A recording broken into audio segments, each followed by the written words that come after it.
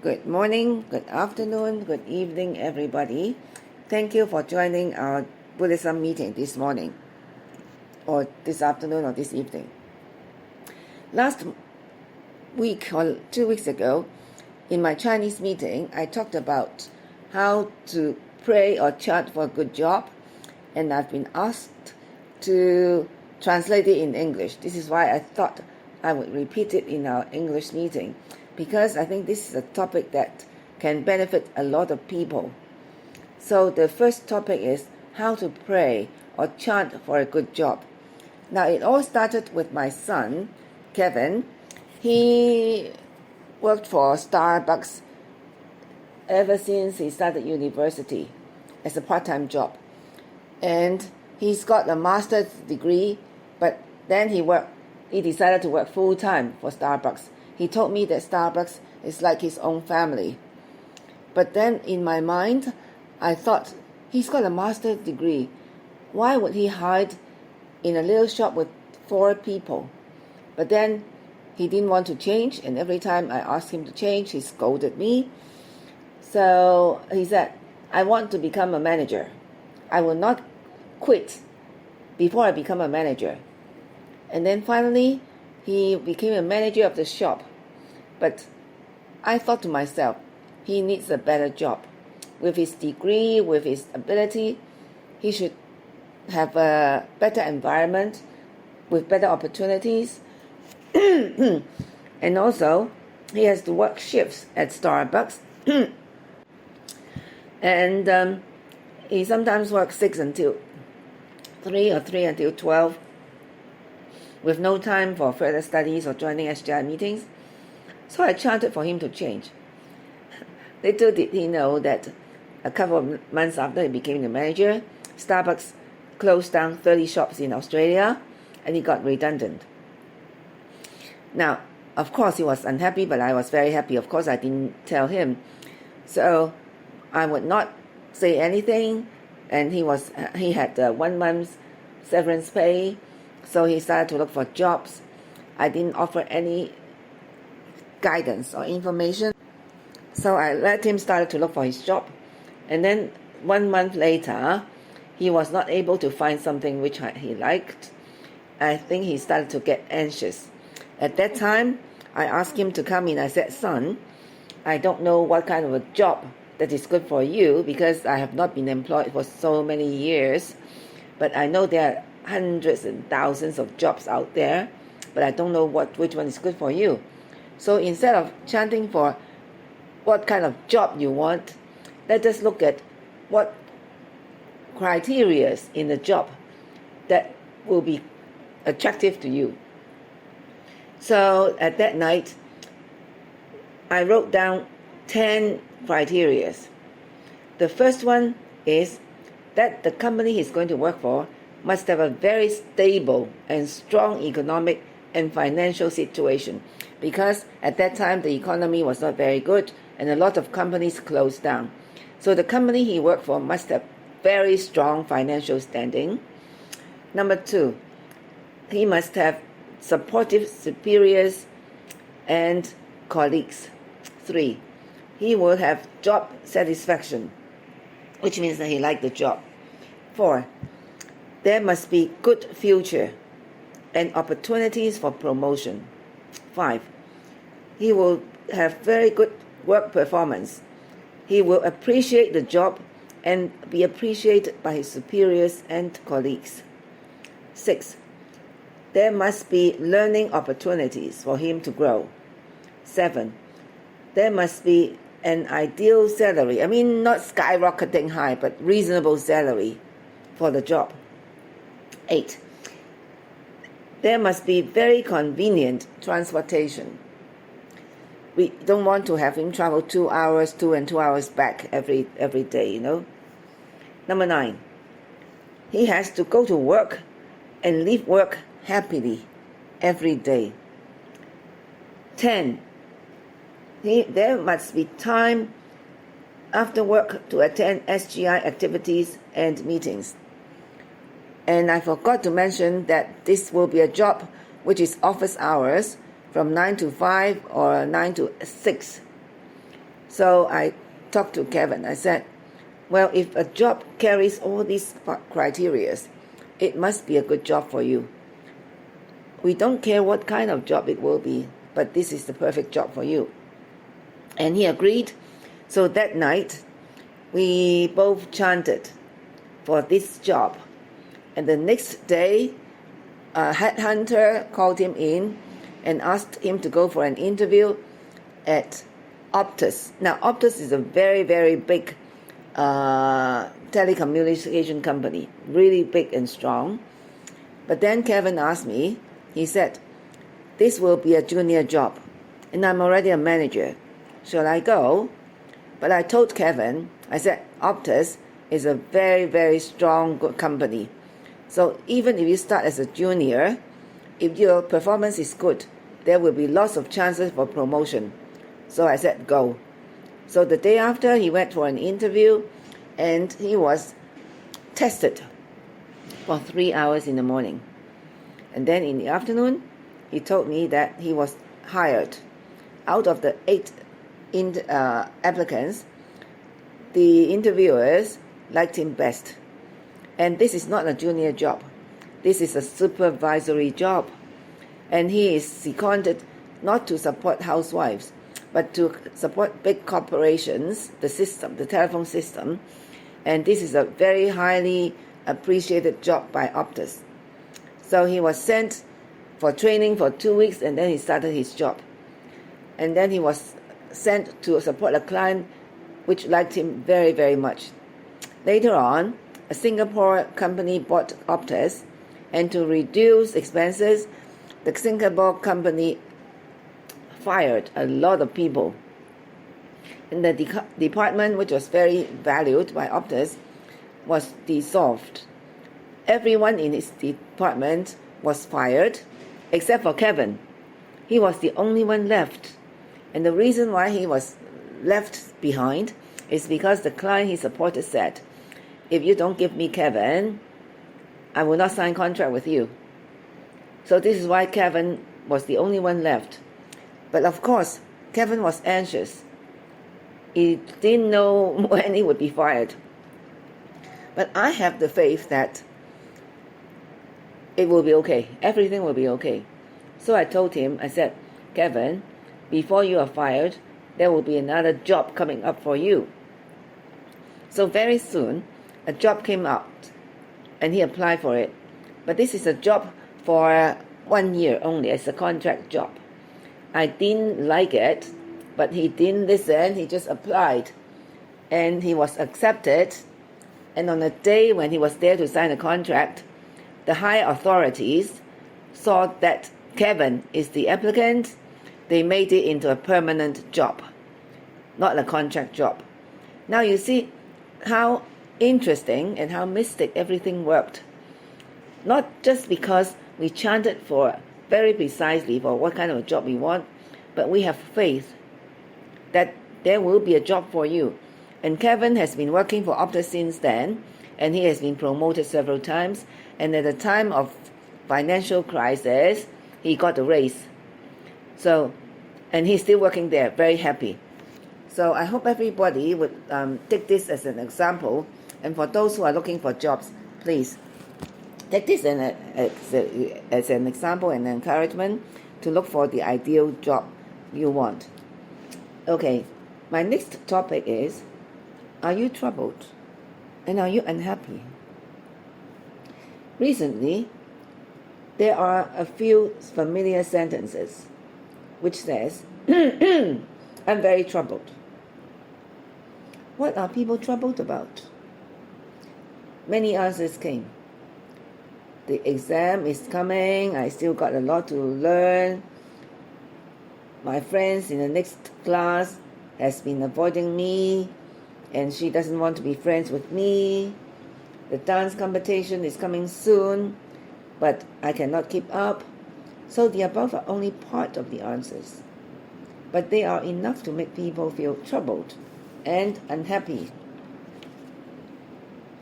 Then, what exactly is trouble? Why can't any one of us avoid it? Is it really that annoying? According to the information on the internet, troubles refer to people or things that make people unhappy or uncomfortable. In simple terms, it is a feeling of unhappiness, irritability, depression. After listening to the explanation, it seems that troubles tend to be bad. Sensei says, life is life because of troubles. Because of troubles, there is progress and growth. The important thing is to turn all troubles into a source of happiness. When troubles appear, the first normal reaction is to feel very upset. But this feeling can be transformed into the driving force to face it bravely in an instant. The most important thing is not to be afraid, to believe that at this crucial moment, we can see ourselves clearly and believe that we have the ability to overcome problems and bravely challenge them. To quote an example which I've mentioned many times, when I was in Australia with my dental practice, we were being forced almost to close down. I was not afraid.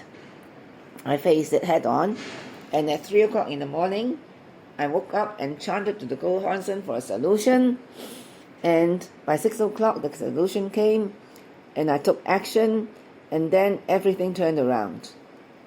So this is how I faced the problem. It was a very serious problem, but I was not afraid. I could not be afraid, because it's bread and butter. I have to face it and change it, and I did, with chanting and faith in the Gohansen. Troubles make many people feel powerless and helpless. The purpose of trouble is not to make us feel bad, but to make us stronger.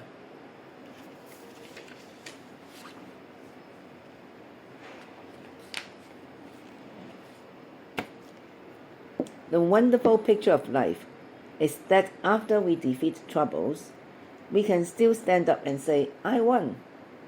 Just like the dental practice, I won. This kind of satisfaction and joy after victory is what we want to pursue. This is what Sensei said is the source of happiness. This can only be understood by experiencing it yourself. Finally, if you are asked, are you troubled? Let's hope that we can hear a very clear answer. Yes, I have troubled, but I believe I can overcome them. I'm no longer afraid. And my next topic is abandon complaints and open up your own potential or Buddhahood. When things in the world are difficult, don't sigh or tell others about it easily. If you do, you are outside the way of the wise. If you complain to others, you are not a wise man. If you blame others, hate your colleagues, it will become your own shame. When we encounter troubles and are in pain, we often tend to blame the cause on others, society, or the environment, and complain and grumble everywhere. The great sage taught that this is a cowardly, ugly attitude, a foolish behavior, and a wise believer should be ashamed of it. Actually, I myself do not like to complain, and I do not like to hear complaints. Because to me, if you complain, which means that you feel that you are a victim, you have no power to change everything. And the more you complain, the less you feel that you can overcome them. The more power you lose. Complaining and grumbling cannot solve the problem. So what is complaint? It is to say, why am I the only one who has such a hard time? While avoiding responsibility, he says, I'm not at fault at all, but then making excuses. It is obviously the people around me or the environment who are at fault, blaming everybody except himself. Blaming the people around you or the environment is grumbling. Once you complain or grumble, even if it is reasonable, it will not solve the problem. Moreover, if you chant and then complain, it is like saying, I have the Gohansen, but there is no change at all. If you do not believe in the Gohansen, your merits and fortune will naturally disappear. This is like 1,000 times multiplied by 0. Then you get 0. No matter how hard you practice, chant and participate in activities, as long as you complain and grumble, your merits will disappear and become 0.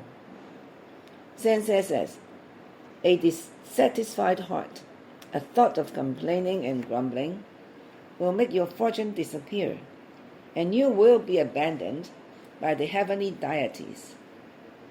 Everything you have will be lost, and things will get worse and worse.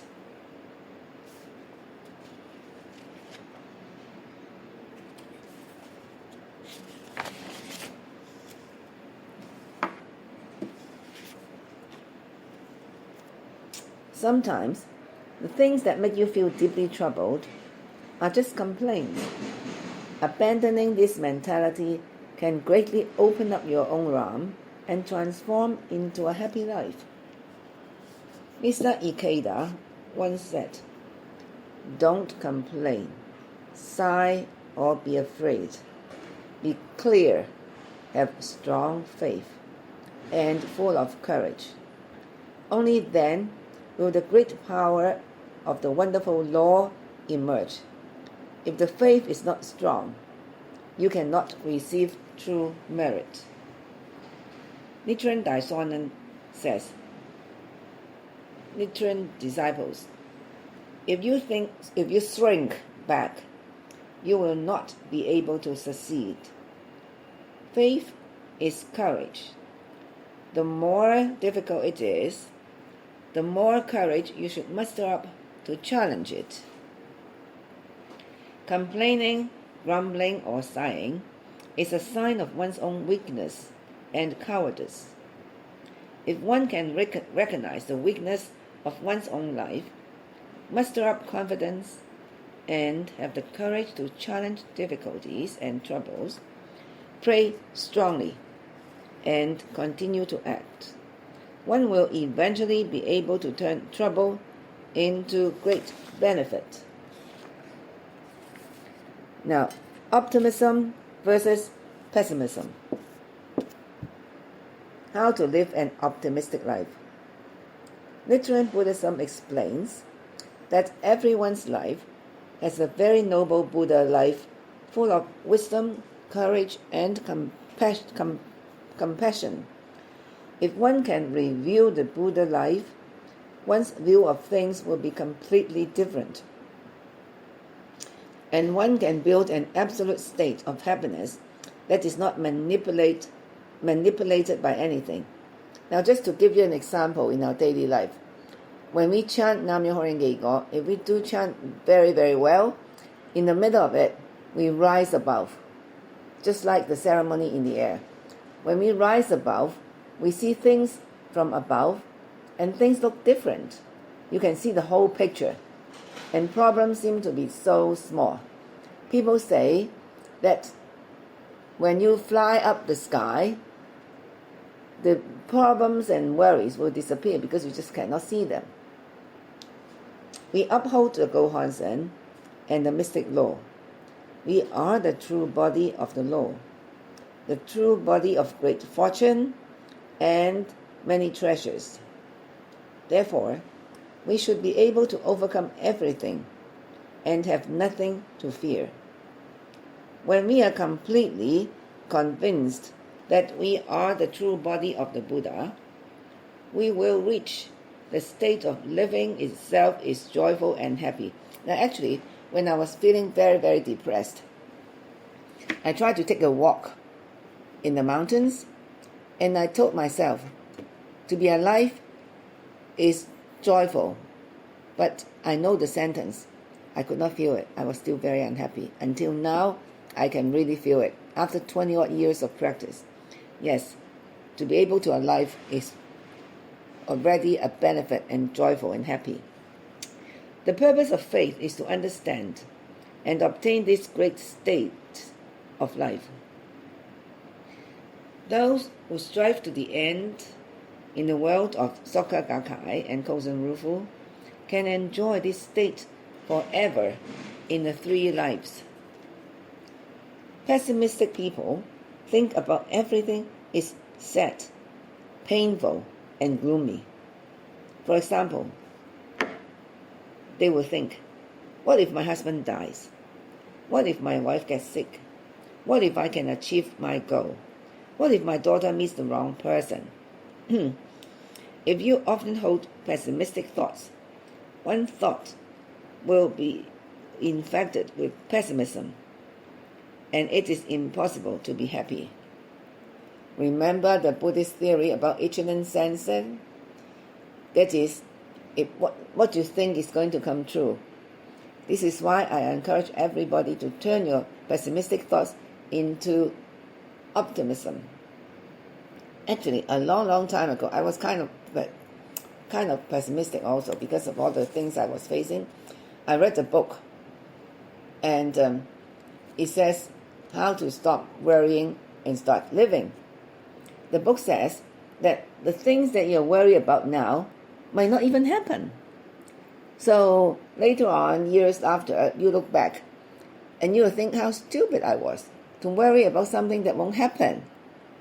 So this is what I learned. Especially after I practiced this Buddhism, I learned that there is nothing to worry about because everything will be okay if you practice right. If you have faith and you chant and you encourage others and you do Kozen Rufu, then everything will be all right.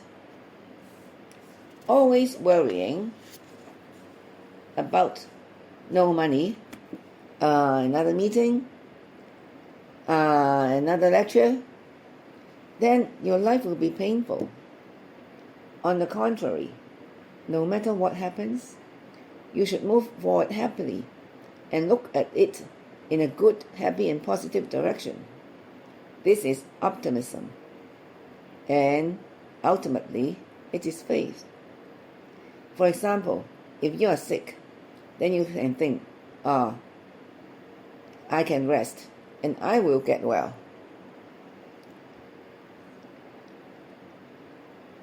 Let me take this opportunity to think about the eternal things of three lives. Take this opportunity to reflect on your life. And you can think, how can I lose to such a disease? I must live to show everyone, to be the actual proof of our Buddhism. And hold hope and make up your mind to defeat the disease. This is the correct mindset. People who embrace optimism in this way are strong. You should constantly look at things in a good direction and make up your mind, do this, and do this to show everybody. Actually, yesterday I saw a comment from a member in Hong Kong. Her granddaughter had fever and they could not find out the reason, and I forgot the details. And then afterwards, yesterday, the fever was gone and the granddaughter was brought home, and this member said the mother of the baby thought that the fever will last for 3 days. I immediately told her that the power of Ichinen Sensen. Don't think about wasteful and bad thoughts. Nichiren Buddhism faces the universal issue of fate, of birth, aging, sickness, and death, which no one can avoid, and calls for exploring these issues to open the path to true happiness. What is the purpose of life? It is to obtain happiness. So what is true happiness? Can good reputation, wealth, and status be called happy? and can bring forth happiness? Well, the root of happiness is to change the heart. Happiness depends on the heart. Therefore, the soccer movement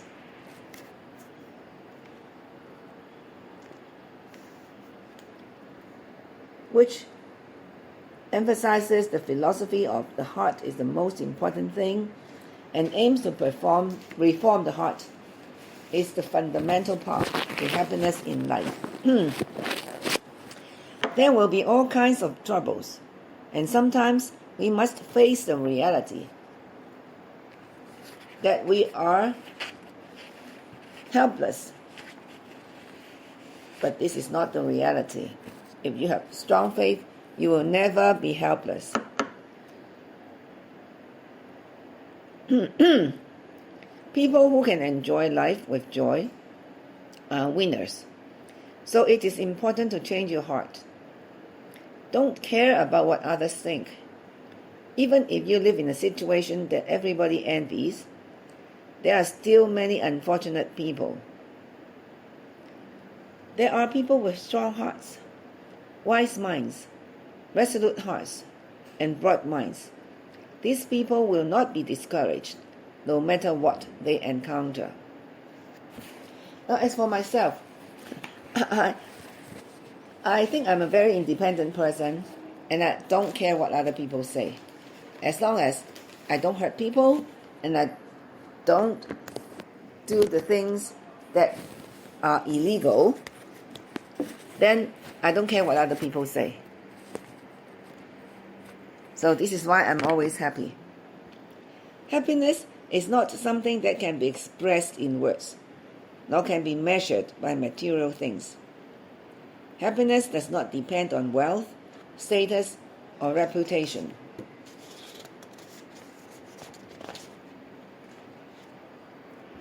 First of all, you must chant well, and you will have vitality.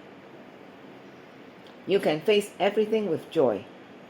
Talking with friends, chanting to your heart's content, and feeling joy in everything in life are a real image of happiness. As long as you carry out your faith to the end, you can enjoy a life of joy in life and joy in death. I hope that no matter what mountains and obstacles you encounter, you can cross them leisurely and move forward with joy. Now I'm going to share with you an experience of somebody who came across many obstacles in his career, but he won at the end. Let me start. This member says, I have been practicing Nichiren Buddhism with my mother since I was a child. At the age of 17, I had my first experience of faith. Through Buddhist practice, I overcame my academic difficulties and was eventually accepted into the school of my choice.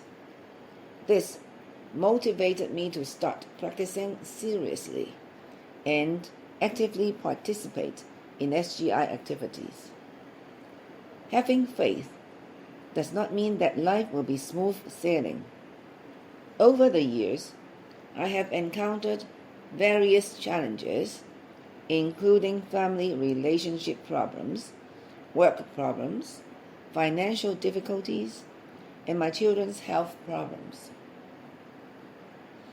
After graduating from university, I joined a well-known multinational company as a software engineer.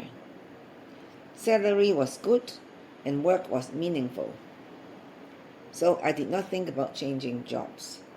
However, after working for the company for 14 years, I was laid off in 2009 due to financial crisis. I was at the crossroads in my career. It was very difficult to find a job at that time. I sent out many job applications, but I did not receive any response. Fortunately, due to my active participation in the activities of SGI over the years, and Kosen Rufu, I built a foundation of faith. I knew that I had to take faith as the foundation to break through my situation. So I chanted actively every day, praying to overcome challenges in my career and demonstrate faith. A few weeks later, a former colleague contacted me to assist him in his company. I decided to accept this short-term contract to become a software developer. Later, because of the results of my work, my friend offered me more contracts. However, my entrepreneur journey was full of difficulties. In the beginning, I often went without salary, and for several months, I had to rely on my savings. At one point, I lost all my employees due to project cancellations and had to build the business from scratch. I traveled between Vietnam and Hong Kong to look for business opportunities. When I was overseas, I had to live in the office to reduce expenses. After years of struggling overseas, I decided to start a new technology company with two former colleagues. Although our business plan looked good, it often fell short. As a result, our product launch encountered delays. During that time, I was always traveling between Singapore, Vietnam, and Hong Kong. As a result, I usually stayed in Singapore for 2 or 3 days a week. After overcoming several crises in the company, just when I had just started to have a stable income and planned to expand the business through an IPO, the outbreak of coronavirus 2020 hit the company's business very hard. We once again faced cash flow problems. As one of the founders and a chief technology officer, I had to go without a salary again. At the end of 2020, the board of directors decided to lay off employees in order to reduce costs, and I was affected. My company owed me wages and loans equivalent to my salary for 3 years. My savings were also depleting. I was very disappointed to see that I might have to give up my entrepreneurial journey. It was not until March last year, after 4 months of job hunting, I was finally hired by a startup company. 3 months later, fortunately, the former company went public. The former company immediately repaid my salary and loan. I was able to exercise my shares in the former company. I was deeply grateful.